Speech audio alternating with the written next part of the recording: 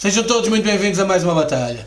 Hoje vamos passar os olhos por alguns temas da atualidade, como a visita dos nossos adeptos ao Mar Shopping. Vamos também falar um pouco sobre a formação do Benfica, que tem trazido tantas lágrimas aos olhos de alguns crocodilos. Vamos ainda abordar um pouco a eliminatória da Taça e os estádios onde essa mesma eliminatória se vai jogar. E finalizar com um tema que tem sido do momento, que é o das contas do Futebol Clube do Porto. Comecemos então pela visita dos nossos adeptos ao Mar Shopping. Afinal de contas, o que passou-se no passado sábado à tarde?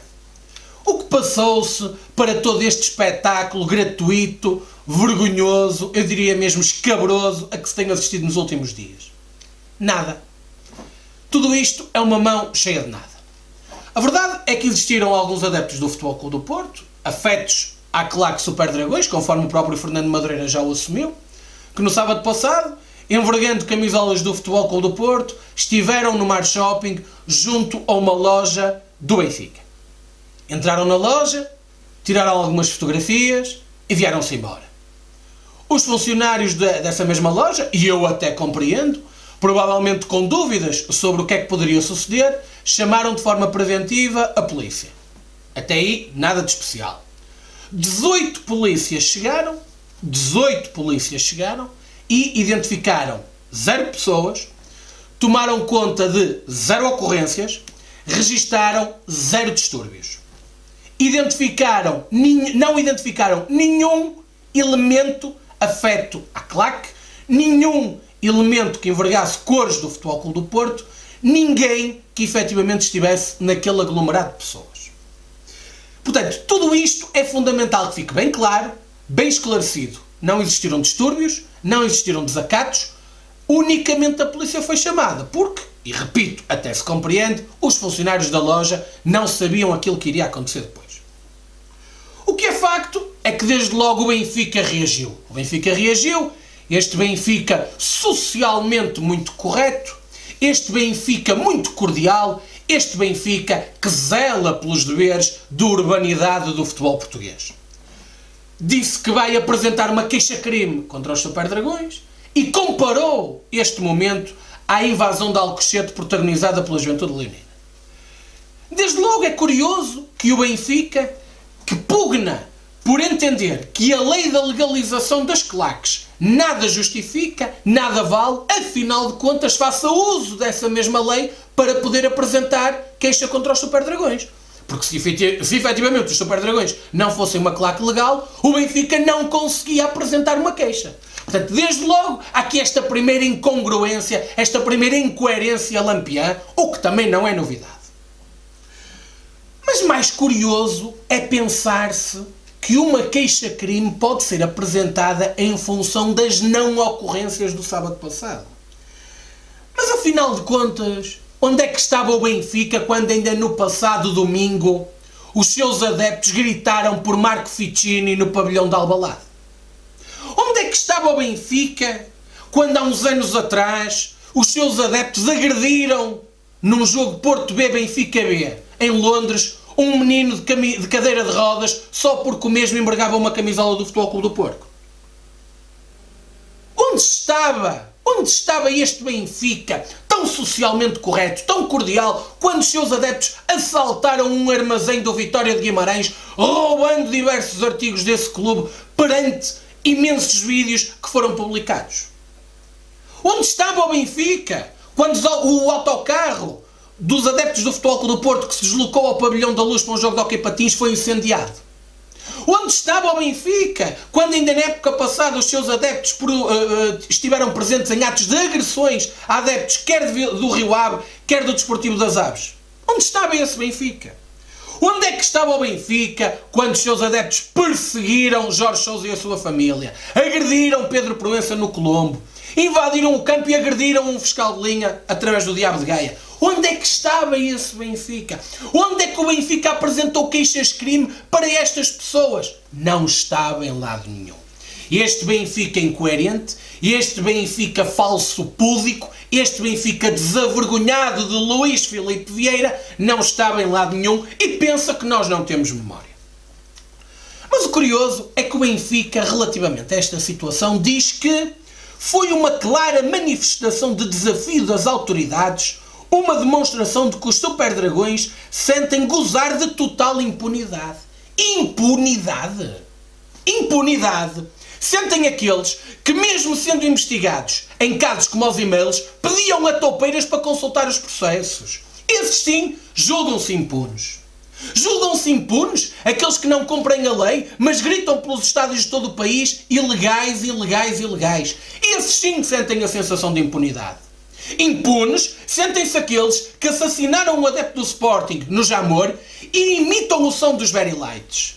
Esses sim sentem a sensação de impunidade. Sensação de impunidade sentem aqueles que atropelaram mortalmente um adepto italiano do Sporting às portas do Estádio da Luz, mas ainda assim gritam a plenos pulmões o seu nome em tom de chacota. Esses sim sentem que podem tudo e nada acontece. Mas perante isto o Benfica nada soube. O Benfica que nunca soube que tinha claques, o Benfica que apenas a única coisa que soube é que tinha adeptos organizados, perante isto cala e perante isto apoia essas mesmas claques. Agora, é evidente que o Benfica nada diz, porque senão, se calhar, a próxima Assembleia Geral do clube podia-lhes correr mal. Conforme já correram muitas outras, e se calhar é por causa disso que quando o Benfica compara este acontecimento a Alcochete, dá vontade de rir. Dizem que o futebol, que este ato denuncia associação criminosa. Eu vou recordar que em 2009, decorreu uma investigação no DIAP de Lisboa que levou à detenção de 38 elementos dos No Name Boys, no qual, entre outros crimes, esses elementos foram acusados, esses sim, de associação criminosa. Portanto, quem é o Benfica para vir dar lições de associação criminosa? E mais, nesse processo, o tal da associação criminosa, sabem quem era o presidente que estava indiciado como estando associado a esses atos? Luís Filipe Vieira. É que os adeptos do Benfica andam aí a encher a boca sobre Bruno de Carvalho, que pode estar associado aos assuntos da Juveléu em Alcochete, mas é que eles já tiveram um presidente associado a isto. Nesse processo, é bom não esquecer que, segundo os investigadores do DIAP de Lisboa, não foi do DIAP do Porto, que eles gostam de dizer que a justiça tem cores, a justiça é uma a norte e outra a sul. Os investigadores do DIAP de Lisboa concluíram que a direção do clube dava todo o apoio à claque ilegal, cedia instalações do clube, bilhetes mais baratos e até deixava que esses mesmos adeptos utilizassem as instalações do estádio. Mas, numa reunião com o Zé Gago, vamos ver quem era o Zé Gago, elemento à data dos No Name Boys, e agora o que será que faz o Zé Gago?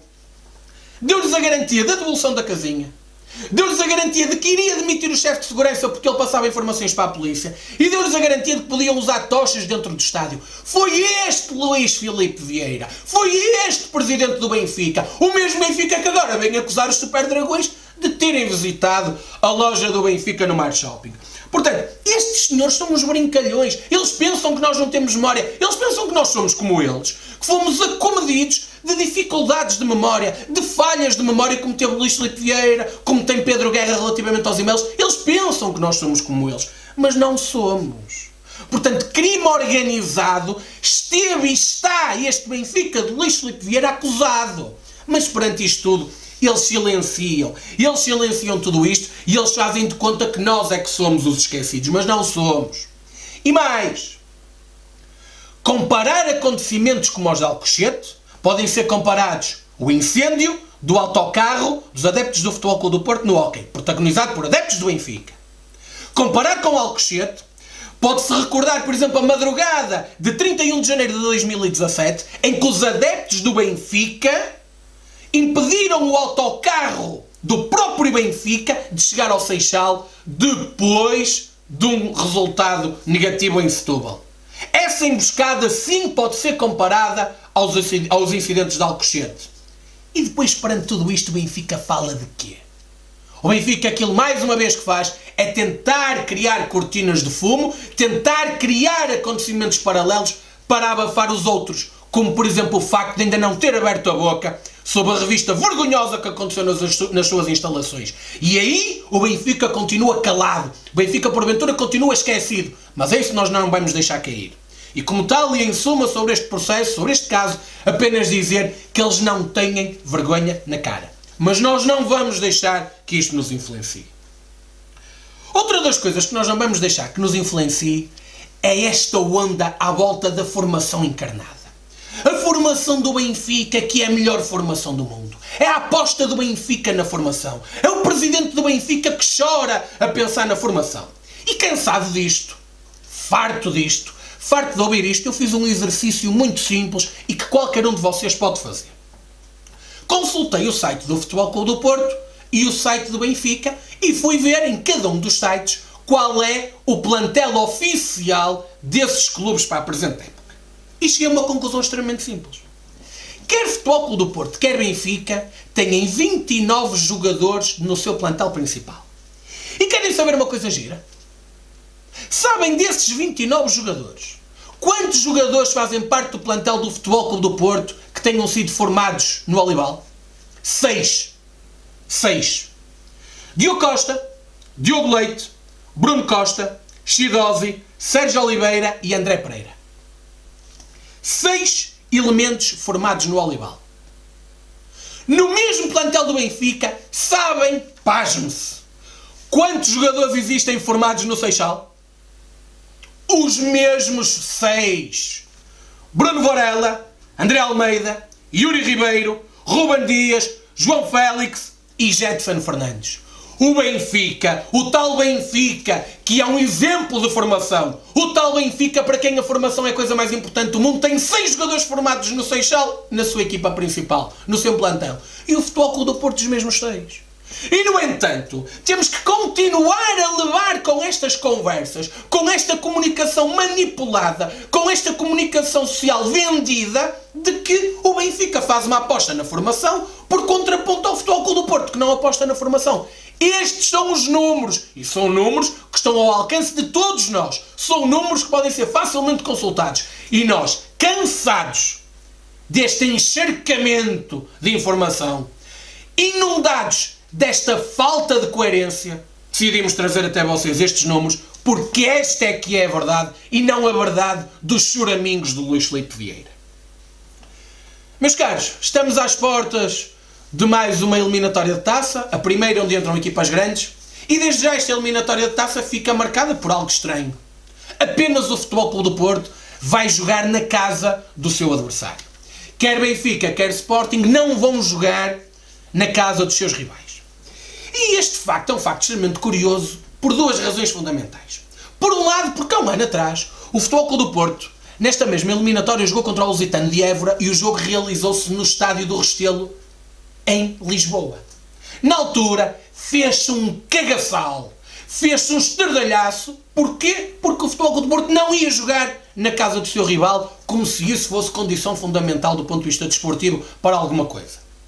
Agora, o Futebol Clube do Porto é o único que joga. Mas mais do que isso, o Benfica, frente ao Sertanense, vai jogar em Coimbra. E curiosidade, o Futebol Clube do Porto já por 2 ocasiões defrontou o Sertanense e jogou sempre na Sertã. Será que o estádio do Sertanense perdeu condições? Será que o estádio do Sertanense, que serviu para receber o Futebol Clube do Porto, não serve para receber o Benfica? Como calculam, não é parte desportiva que está aqui em causa.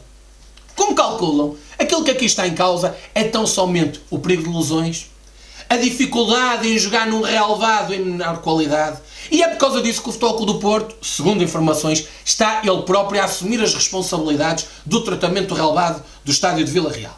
Agora, aquilo que nós desejamos é que, efetivamente, esta eliminatória de taça seja uma festa nas localidades que têm que receber a festa da taça, e que estes falsos púdicos, que ainda há um ano atrás gritaram a plenos pulmões que isto não era a festa da taça, desta vez estão calados como ratos, porque eles são mesmo assim, são desavergonhados. Meus amigos, último tema e muito breve antes de terminarmos. As contas do Futebol Clube do Porto. As contas do Futebol Clube do Porto, que tanta tinta tem corrido na comunicação social, que tanta tinta tem feito correr em blogs afetos ao Futebol Clube do Porto. Não vale a pena continuarem a fazer-nos questões sobre este tema. Nós sobre este tema vamos falar zero. Zero. E vamos falar zero por uma razão extremamente simples. A linha editorial do Batalha, desde o início, foi bem clara. Combate para o exterior. Combate face aos nossos inimigos. E vamos mantê-la. Nada nos vai fazer desviar deste caminho.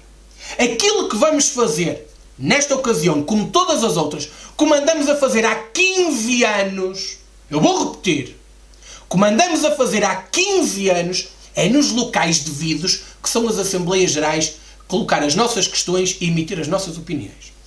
E, portanto, eu lanço o desafio a todos aqueles que nos tenham questionado sobre as contas do Futebol Clube do Porto a fazerem o mesmo que eu vou fazer. Vou marcar presença na Assembleia Geral do Futebol Clube do Porto, vou marcar presença na Assembleia Geral do Futebol Clube do Porto, como tenho marcado presença sempre em todas as aprovações de relatório e contas, vou colocar as minhas questões, vou emitir as minhas opiniões, lá, no local devido. E, portanto, escusam de continuar a insistir, nós, sobre esse tema, vamos falar zero. Bola. Não vamos aqui falar sobre isso. Caros portistas, é desta forma que terminamos mais uma batalha. Mais uma batalha onde falamos da atualidade.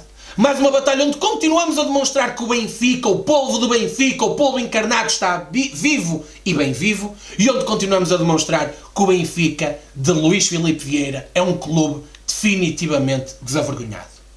Um abraço e viva o Futebol Clube do Porto.